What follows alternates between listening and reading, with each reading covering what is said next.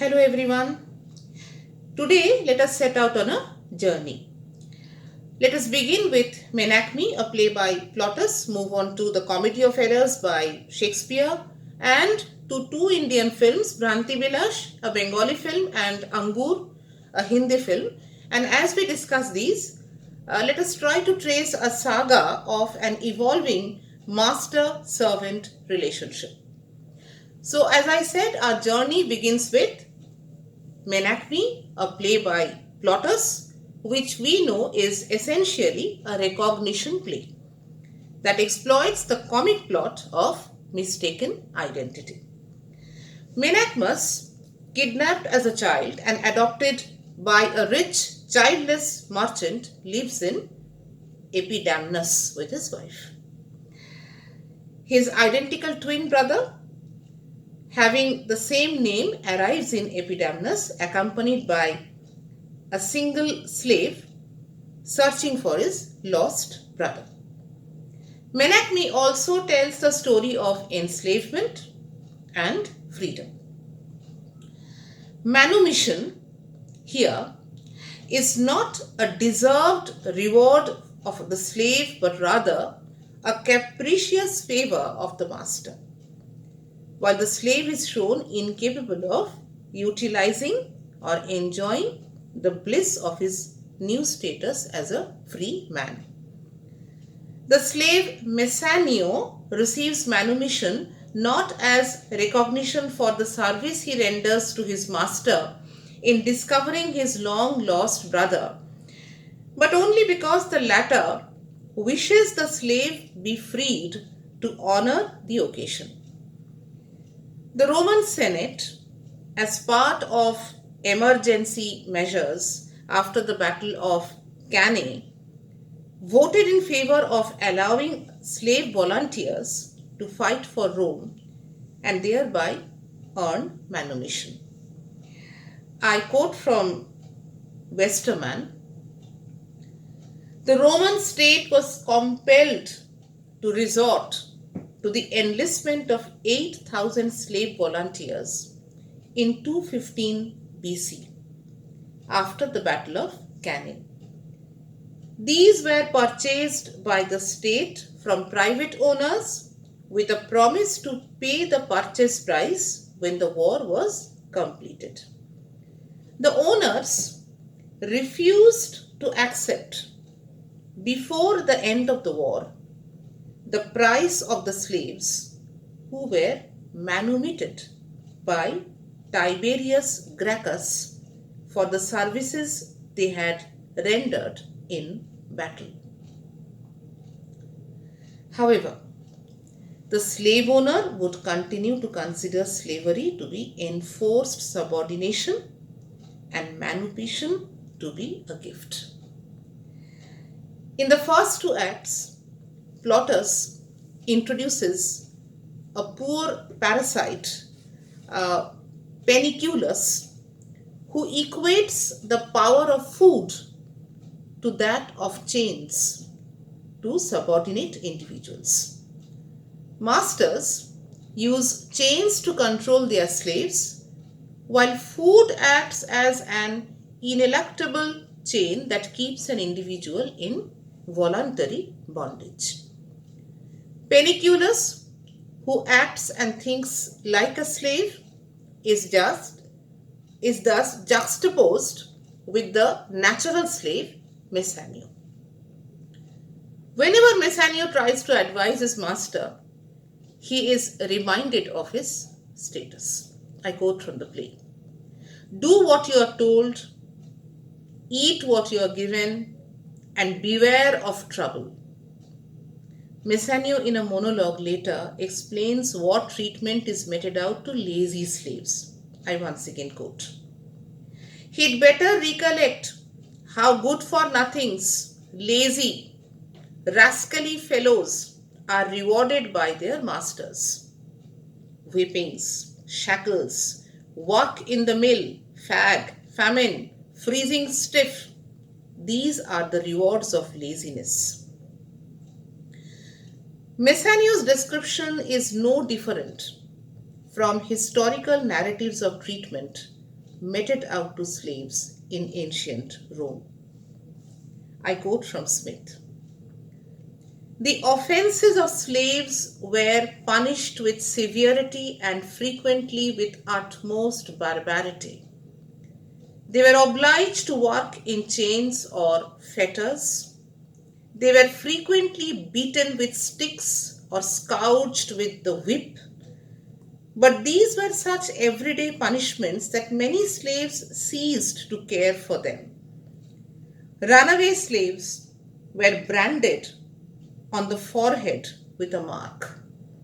Slaves were also punished by being hung up by their hands with weights suspended to their feet. Menaechmi has become an extension of his master's will to such an extent that as a typical natural slave, he is incapable of sustaining himself independently, and therefore he wishes to continue serving his master even after he is free. I quote from the play. But patron, I beseech you, don't order me about any less than when I was your slave. I intend to live with you, and when you go home, I'll go with you. Let us now come to Shakespeare's The Comedy of Errors. And there we are introduced to Ephesus, who has a direct association with Apostle Paul's Epistle to the Ephesians, chapter 6 of which explains the duties of children and servants. I quote, "Servants, be obedient to them that are your lords according to the flesh with fear and trembling, in the simplicity of your heart as to Christ. And you, masters, do the same things to them, forbearing, threatening, knowing that the Lord both of them and you is in heaven, and there is no respect of persons with him." The epistle has a direct influence on the classic 1622 Puritan treatise on the Christian family. What was the title of this book? Of Domestical Duties. It was written by Gouch. The 7th and 8th parts of this book are dedicated to duties of servants and masters. I quote, "Happy is that family where husband and wife, parents and children, masters and servants fear the Lord. In such a family will everyone, to the mutual good one of another, submit themselves one to another." Shakespeare's play, The Comedy of Errors, though based on Menaechmi, takes us to a world that lies midway between the remote classical world of slavery and the Christian world of service, affiliation, and reciprocity. Thus, the words bound, bond, bondsman, claim, and chain that occur almost 50 times in the play have dual connotations of restriction and human bonding of love and service. The concept of the bondage of human traffic is introduced by the fact that Dromio twins are brought in their infancy to serve the two Antipholus brothers and reinforced by the excessive amount of violence in the play. The Dromios are incessantly beaten up by the master and the mistress, and by mistaken master and mistress. Violence was thus prevalent in Tudor England. I quote from Ridley, Masters regularly beat their servants. The Act of 1543, which enacted that if anyone shed blood within the curtilage of the court, he was to have his right hand cut off, expressly exempted a master from punishment if he shed the blood of his servant while he was chastising him. However, one also notices a peculiar familiarity and intimacy between the master and the servant that allows the latter to play fool to the former, a device used often by Shakespeare to turn the stage servant into a public entertainer, and therefore this convention may not have had anything to do with reality. In Tudor England, the servant was undoubtedly regarded as part of the family. I quote from Sim: when someone in Tudor times referred to their family, they didn't mean just their relatives, but also anyone who lived under their roof, including the servants. The Statute of Artificers in 1563 also delineates the responsibility of the employer as it defines the duties of the employee. I quote, "And be it further enacted that no person which shall retain any servant shall put away his or her said servant, and that no person retained according to this statute shall depart from his master before the end of his or her term." The Tudor England society clearly discriminated a slave from a servant. I quote from Jordan: "Servant was a more generic term than slave. Slaves could be servants, but servants should not be slaves." Manumission in Plautus proves to be a problematic concept, but it indeed remains more of a concept and less of a practice. The Dromios are not gifted freedom in the literal sense, but we do come across an interesting reworking of Hegel's master-slave dialectic at the end of the play, when one Dromio gains self-consciousness by seeing himself not through the other but through his own mirror image. Hegel stresses on the importance of the other in defining self-consciousness. I quote, "Self-consciousness exists in itself and for itself in that and by the fact that it exists for another self-consciousness. That is to say, it is only by being acknowledged or recognized."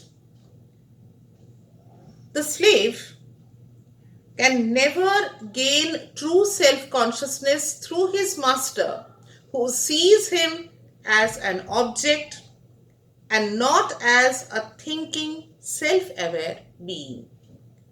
Here the slave liberates himself metaphorically by gaining the identity without the aid of the other, who happens to be the master. We now come to Pandit Ishwar Chandra Vidyasagar. Now, Pandit Ishwar Chandra Vidyasagar adapted the story of the Comedy of Errors into his novel Bhrantibilas in 1869. And almost after a century in 1963, it was adapted into a film of the same name. With the screenplay and dialogue by Bidhayok Bhattacharya, Brantibilas, directed by Monu Sen, is one of the most popular Bengali film adaptations of Shakespearean drama, that appropriates the original text in line with the needs of the target audience of the 60s. The film relocates the story to modern day India. The film tells the story of a Bengali merchant from Kolkata and his servant who visit a small town for a business appointment. But whilst there, are mistaken for a pair of locals, leading to much confusion. In the pre-leftist era of the 60s, when the television had not infiltrated into the lives of the poor man and poor man of the street in Bengal, the subaltern or the manservant in Bengali films would often be a ridiculed buffoon and would involuntarily produce situations that provoked thoughtless laughter. The two king kors who accompany the Chiranjeev and the Chiranjit, their masters, were introduced to people as chakors. You know, it's a crude Bengali word meaning a servant. They are trusted with a lot of money. They advise their masters as regards taking right decisions in trying situations. For instance, King Kor advises the visiting Chiranjit to head for the station with no further delay. They are protective. You know, for instance, the visiting King Kor's twin brother tries his level best to persuade his master to return home, while his brother warns his master not to get involved with any married woman, as that would annoy Kottama, that is his mother. Um, the visiting Chiranjit takes King Kor to the fair where they watch a puppet show. And when the master is dragged by Bilashini, sister in law of local Chiranjeev, to an unfamiliar house, King Kor doesn't abandon him. The King Kors patiently withstand all the rebukes and harassments but display absolute loyalty towards their masters. They are constant companions of their masters. They share their deepest secrets and are confidants of their apprehensions. They know their masters inside out. They do not indulge in naughty pranks, are extremely obedient, but unfortunately become victims of circumstances that are beyond them. Nevertheless, they are illiterate idiots, and interestingly, these two orphaned twins have been brought up by two affluent families to become perfect servants, whereas their fortunate counterparts have been groomed into perfect gentlemen. Kinkor reminds Chiranjeev more than once that he has never been given any money. Though both Kinkors are custodians of their master's wealth. They receive food, clothing, and shelter for the service they provide. They remind of us of the Plotian and Shakespearean natural servants. They are born, they live, and they die as servants. They complacently accept their lot and are constantly reminded of their status by their masters, who do not find anything wrong in using their slippers to thrash them or tell them specifically to lie down on a mat on the floor, while King Kor is happy, to lie on the station floor as tired and stressed Chiranjeev reclines on a bench. The latter wakes up, unknowingly places his foot on King Kor, and in a very harsh and unapologetic tone asks him the reason for his being there. In reply, the servant says that he was keeping vigil of his fatigued master by lying down beneath his feet. মনিবের পায়ের তলায় শুয়ে পড়লাম.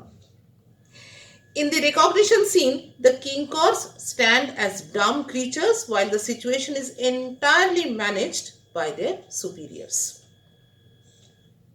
The 1980s saw a definite change in the Indian social scenario.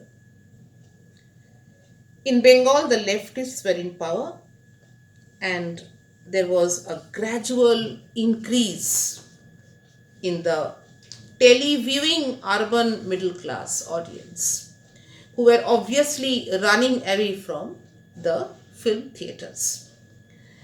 This brought in a definite shift in the target audience of Indian cinema. The producers of mainstream films began focusing on the subaltern viewer in the city and in the remote regions of the nation. The manservant now became an important member of the household, often playing the role of the surrogate son to the master, proving to be more dutiful and dependable than other rightful members of the family, and even at times getting married to the daughter of the family.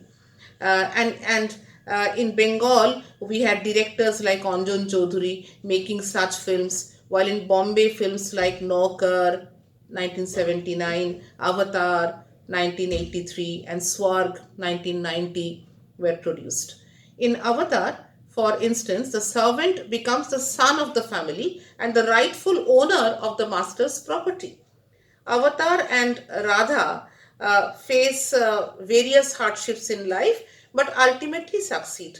After 3 decades, Avatar is the owner of a small garage and a small fortune. He has 2 sons and a servant named Sevak. Ignored and insulted by his sons, Avatar leaves his home accompanied by Radha and Sevak. With the help of a money lender, Avatar starts his own garage.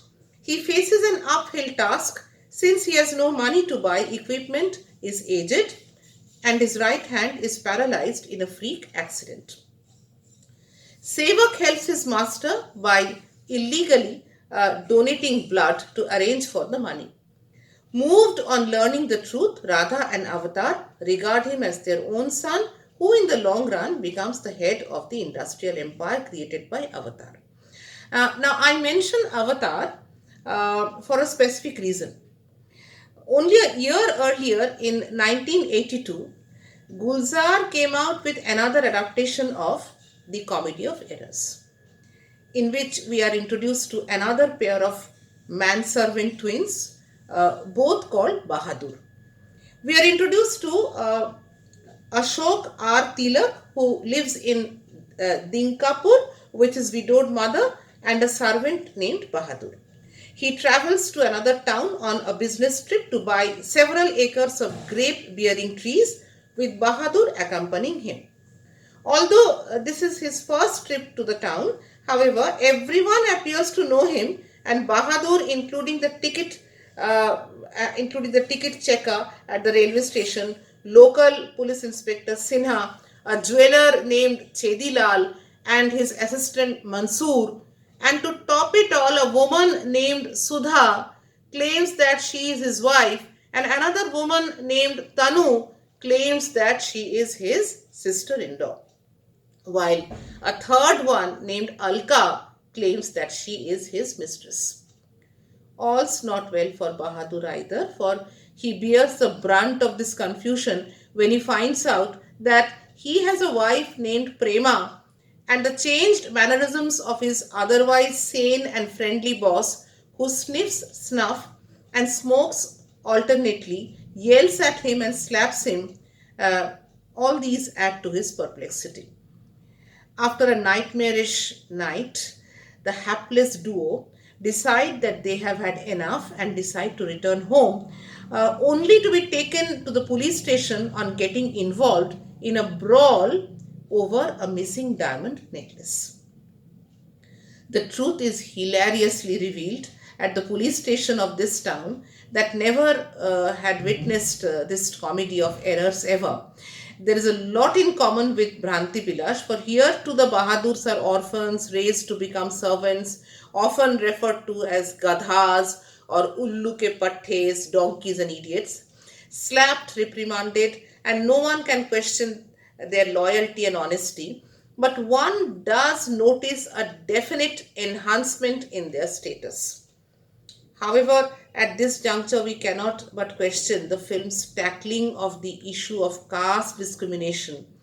That was indeed a very dominant concern of the contemporary times, and the film producers were intent on arousing public awareness in this regard. Does the merchant really ignore the caste identity of the foundling twins while adopting them? If so, then why are Bahadurs deprived of education and raised to become servants? The entire approach to this issue in the film smacks of hypocrisy. Nevertheless, an all out effort is made to alleviate the crudity of this discrimination in the rest of the film. In the very first scene, Tanu reminds her brother in law that Bahadur is not a Naukar servant, but rather an essential member of the family, and that he should go to see films, for he rightfully needs to take occasional breaks from his mundane job of taking care of the household. Sudha's casual rejoinder that when Ashok and Bahadur had been rescued as infants, her father had initially confused their names subtly relates to the role reversal of the servant and the master. The ensuing conversation also explores the possibility of Sudha getting married to Bahadur. Such a role reversal is also indicated in the last scene where Sudha by mistake seeks the blessings of the family cook, thinking her to be her mother in law. The Bahadurs are entertainers but not buffoons. They are far more assertive, witty, and important as decision makers. While the servant in the Bengali version uses apni, a very formal and polite second person personal pronoun, to address his babu, master, Bahadur is more comfortable with tum, informal second person personal pronoun indicative of familiarity.